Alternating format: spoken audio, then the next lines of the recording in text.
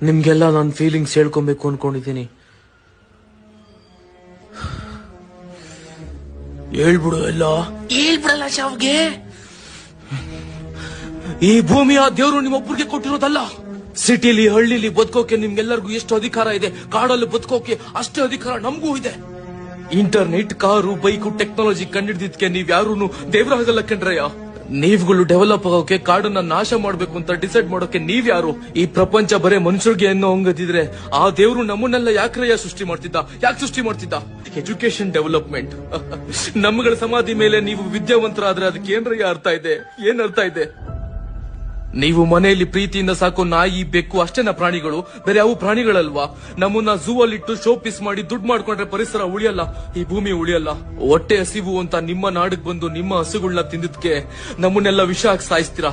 ಬೆಳೆ ನಾಶ ಮಾಡಿದ್ರೆ ಕರೆಂಟ್ ಶಾಕ್ ಕೊಡ್ತೀರಾ, ಗನ್ನಲ್ಲಿ ಶೂಟ್ ಮಾಡ್ತೀರಾ. ಆದ್ರೆ ನಮ್ ಚರ್ಮನ ಮಾರ್ಕೊಂಡ್ರಿ, ಮಾಂಸನ ಮಾರ್ಕೊಂಡ್ರಿ, ನಿಮ್ ಭೂಮಿಗೋಸ್ಕರ ನಮ್ಮನ್ನ ಸಾಯಿಸ್ತಾ ಇದ್ದೀರಾ. ನಾವೆಲ್ಗ್ ಹೋಗೋಣ ಸರ್? ನಿಮ್ಮೆಲ್ಲರಿಗೂ ನಾನು ಕೇಳ್ಕೊಳ್ತಾ ಇದ್ದೀನಿ, ನಮ್ಗೂ ಜೀವನ ಬೇಕು. ನಾವು ನಿಮ್ ತರನೇ ಬದುಕಬೇಕು. ನಮ್ ಕಾಡನ್ನ ನಮಗೂ ವಾಪಸ್ ಕೊಡಿ.